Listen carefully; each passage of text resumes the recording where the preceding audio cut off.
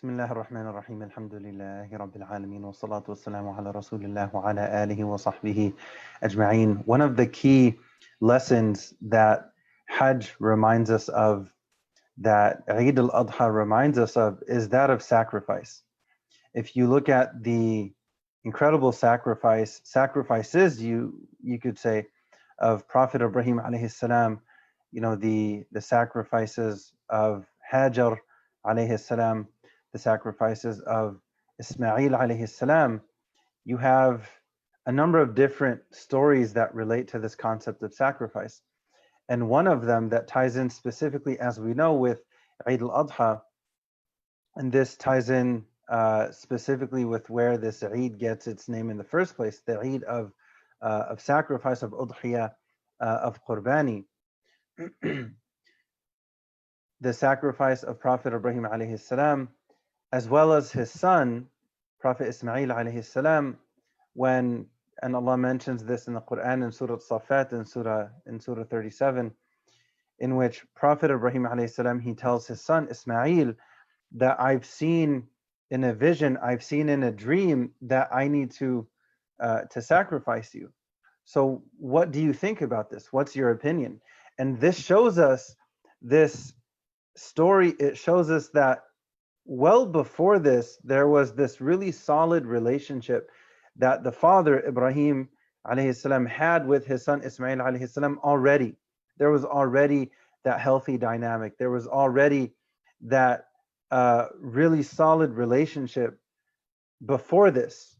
So this shows us that it's not just about this incident, this occurrence at the time when it occurred, but this is a result. The response of Prophet Ismail alayhi salam is a response that ties in with several years of a really awesome and healthy and balanced father-son relationship. So when Prophet Ibrahim alayhi salam tells him that I've seen this in my dream, notice the respect and the love of the father. He asks the opinion of his son. Yes, I've seen this dream. Yes, this is a command of God, but look at how he packaged the command. He tells his son that this is what I've seen. What do you think? Right? What's your opinion? What do you think of the situation? Which is amazing in and of itself. This shows the kind of father that Prophet Ibrahim was, alayhi salam. And then you look at the response of his son, Prophet Ismail, alayhi salam, and he responds telling his father, do what you've been commanded. I'm going to try my best to be patient. You're going to hopefully find me to be from among those who are patient as it relates to you needing to carry out this command that you've received. So you find the approach of the father, you find the response of the son, and you have all of this love and compassion and this really healthy, balanced connection that they already had several years prior to that. So this incident is built upon that solid relationship that was already built and invested in by the father, and then also by the son. What I want to highlight, and we know what happened, how we know how the story unfolded, and in place of the son, Prophet Ibrahim alayhi salam, he slaughters an animal in his place, and as a result of that, millions of people between then and now, literally millions of people, have benefited from the sacrifice that these two individuals made, the sacrifice that these two individuals, they were willing to make. It was a huge test, a massive test.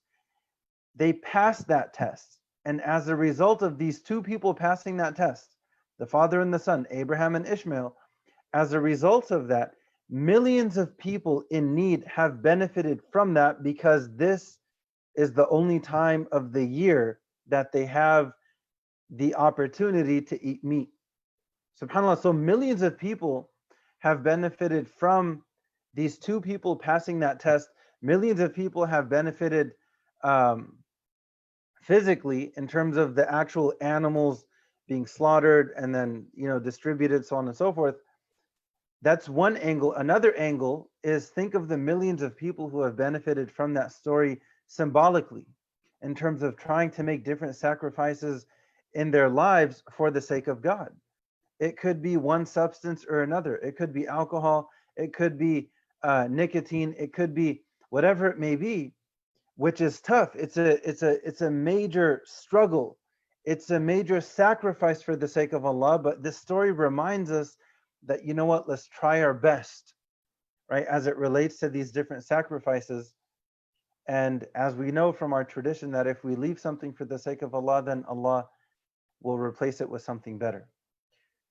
The main thing that I want to highlight, and I'll conclude with this for the sake of time, this whole thing goes back and it ties in with the original intention of Prophet Ibrahim alayhi salam, well before having children, when he made the intention to be the change. And this is what I want to highlight here, for each and every one of us to try our best to be the change we wish to see in the world. Prophet Ibrahim alayhi salam had a really horrible experience with his father. So he made the intention that, you know what, I'm going to be the change. So if I end up having kids, I am going to provide them with the paternal example that I wish I had, but I did not have it. So I'm going to be the change. I'm going to redirect the ship. I'm going to redirect the rudder. And I'm going to be the change that I wish to see in the world. And so he became that change that he wished to see in the world. And then you have the story of the sacrifice. And there's a ton that can be said about who Prophet Ibrahim alayhi salam, who he was and his incredible example. The main thing that I want to highlight, though, is that this story is not just about when he told his son Ismail, you know, I have to sacrifice you. And it's not just about the several years prior to that of the awesome dynamic that they had as a father and son. But this story, that incident goes way back, decades prior to when Prophet Ibrahim alayhi salam, he's trying to get through to his dad. His dad is not listening. His dad threatens his safety. And so Prophet Ibrahim, he says, you know, basically you could say he says, peace out. Qala salamun alayk. I'm not dealing with that. So he goes his own way. And he had this ache in his heart because his father didn't accept the message and his father refused to make positive changes. So Prophet Ibrahim alayhi salam, he made the intention that, you know what, I'm going to be the change I wish to see in the world. I am going to be the father for my children that I wish I had, that I never had. Let's learn from his example, from this incredible Abrahamic example. We ask Allah to help us to try our best to be the change that we wish to see in the world. We ask Allah to grant us healthy relationships within our families, especially as it relates to the parents and the children. And if we're a parent, we need to try our best to be like Abraham with our children, because that's where this whole change started. It started with the father in Ibrahim alayhi salam. It did not start per se with Ismail alayhi salam. So especially as fathers, we need to look at ourselves and to ask ourselves, you know, are we doing good to our kids? Are we treating them properly? Are we doing well by them or not? We ask Allah to make us people of reflection. We ask Allah to make us people of Quran. And we ask Allah to help us to try our best to take advantage of these blessed 10 days as best we can. We ask Allah to accept our efforts and we ask Allah to overlook our mistakes. رَبَّنَا تَقَبَّلْ مِنَّا. An Abrahamic dua, you could say, رَبَّنَا تَقَبَّلْ مِنَّا إِنَّكَ أَنْتَ السَّمِيعُ الْعَلِيمُ وَتُبْ عَلَيْنَا إِنَّكَ أَنْتَ التَّوَّابُ الرَّحِيمُ سبحان ربك رب العزة عما يصفون وسلام على المرسلين والحمد لله رب العالمين.